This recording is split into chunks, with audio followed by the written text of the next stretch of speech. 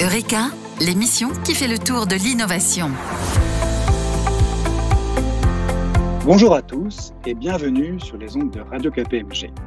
Je suis très heureux de vous retrouver pour une nouvelle chronique consacrée aux territoires connectés et durables, en partenariat avec Infranum. Au micro, Erwan Guerrier. Le 3 février dernier, nous avons inauguré cette série avec le sénateur de l'Ain, Patrick Chaize, et nous l'avons poursuivi le 24 février avec NGE Connect, une société spécialisée dans l'hypervision. Deux chroniques à écouter ou réécouter dans notre application Radio KPMG ou sur kpmg.fr. Aujourd'hui, j'ai le plaisir d'accueillir Philippe Legrand, président d'Infranum, fédération professionnelle regroupant les acteurs du numérique. Bonjour Philippe Legrand. Bonjour Erwan. Votre élection à la tête d'Infranum a été quasi concomitante avec la remise du rapport sur les territoires connectés et durables à l'automne dernier. Un rapport que vous aviez commandé avec la Direction générale des entreprises et d'autres fédérations ou associations des acteurs de télécom. Quelles ont été vos premières impressions à la lecture de cette étude ?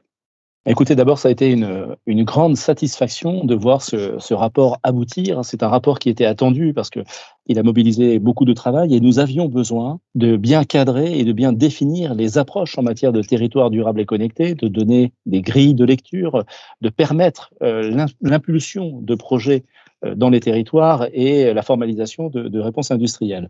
On est très heureux de l'aboutissement de ce rapport. C'est une première étape.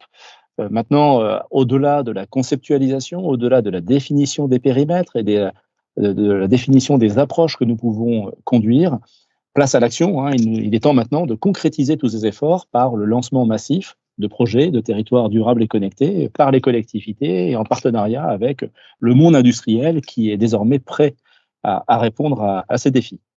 On observe justement une évolution assez profonde du positionnement des acteurs historiques des infrastructures qui se tournent désormais vers une stratégie orientée davantage vers les usages. Qu'est-ce qui explique un tel mouvement, selon vous ?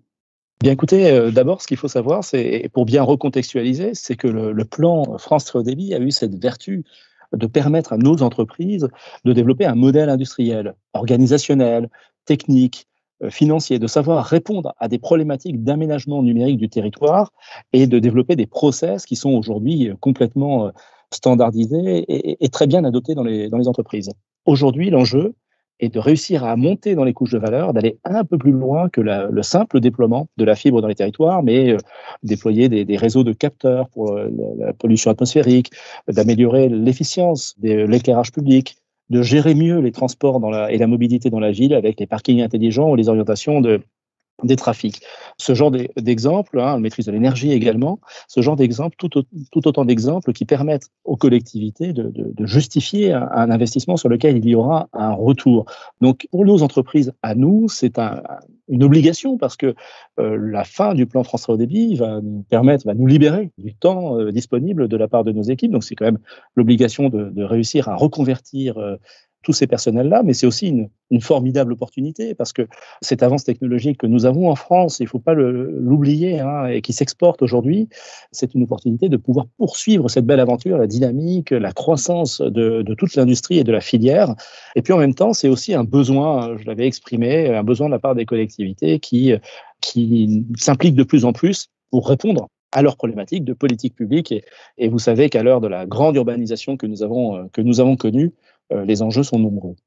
Vous parlez beaucoup d'opportunités, mais est-ce qu'il n'y a pas aussi un certain nombre de difficultés auxquelles vont faire face ces acteurs du numérique ? Oui, effectivement, il y a des difficultés parce qu'il n'est pas toujours facile de répondre de façon unique à des problématiques de collectivité qui elles-mêmes sont diverses. Donc nous sommes toujours dans une réponse personnalisée à la demande publique. Certains vont vouloir concentrer leurs efforts plutôt sur les réseaux intelligents, les réseaux d'éclairage intelligents, d'autres sur d'autres aspects plus liés à la mobilité. Enfin, chacun regarde son projet selon ses préoccupations immédiates et selon ses priorités. À partir de là, les réponses que nous apportons, même si elles font appel aux mêmes compétences, ne sont pas totalement identiques. Alors, ce que nous essayons d'apporter, c'est une approche la plus transversale possible. Donc, il est nécessaire pour nous d'adapter nos offres, de saisir toutes les spécificités du territoire. Et puis, quelque part, il y a aussi tout cet accompagnement de la montée en compétences de nos personnels, de nos équipes, de façon à savoir répondre à des problématiques qui sont de plus en plus complexes. Ce sont des challenges que nous relevons assez facilement puisque nous avons l'habitude et l'expérience avec ces 10 ans de plan France Très Haut Débit. Et la filière est d'ailleurs organisée pour accompagner cela. Mais nous sommes confrontés à ces défis-là qui rendent le sujet encore plus intéressant. Je crois quand même pouvoir vous dire que beaucoup d'entreprises ont su pivoter, ont su relever ces défis-là et ont déjà appréhendé pleinement les projets de territoires durables et connectés avec de belles histoires. Vous avez beaucoup parlé des entreprises, mais du côté des territoires maintenant, voyez-vous un risque de zone blanche, pour reprendre la terminologie utilisée sur la fibre? Et quels seraient les leviers pour réduire ce risque autant que possible? Alors évidemment, toutes les collectivités ne vont pas se lancer en même temps et avec les mêmes types de projets, on l'a évoqué, sur les territoires durables et connectés. Il y a des collectivités qui naturellement savent appréhender parfaitement ces enjeux complexes parce que leur schéma organisationnel est naturellement transversal, parce que la taille de la collectivité permet d'avoir des équipes dédiées et compétentes, parce que la contrainte, qui est un facteur de progrès, en tout cas d'innovation, la contrainte est plus forte pour ces collectivités-là, donc elles en ressentent plus fortement le besoin. Donc effectivement, nous n'aurons pas les mêmes rythmes d'appropriation par les collectivités. Pour autant, et d'ailleurs, ça nous rappelle les schémas qu'on a connus sur les réseaux d'initiative publique de première génération dans les années 2000, où certains partaient plus vite que d'autres. Mais à la fin, on a quand même réussi à trouver une approche qui permet de satisfaire tout le monde.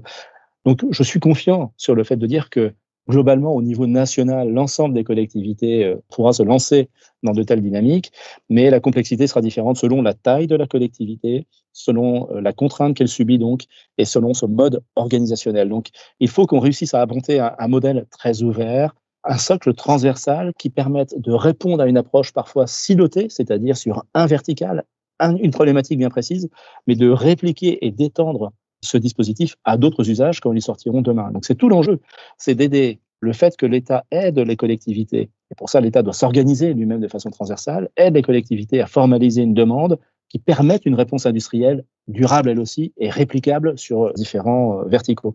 Si par exemple vous déployez un réseau d'éclairage public intelligent et que derrière vous ne mettez pas le socle transversal de réseau de capteurs, d'hyperviseurs, demain, lorsque vous voudrez passer au parking intelligent ou à la gestion adaptée de la pollution atmosphérique dans votre ville, eh bien, vous aurez besoin de repartir à zéro sur votre projet, alors que sinon, en ayant une approche initiale la plus structurante possible, vous gagnerez énormément de temps, dépenserez moins d'énergie, moins d'argent, et vous serez beaucoup plus efficace. Philippe Legrand, merci beaucoup. On aura bien noté les enjeux de transformation, tant du côté des entreprises que des collectivités, ainsi que la nécessité de garantir une certaine homogénéité sur le territoire dans l'accès aux nouveaux usages et aux nouvelles solutions.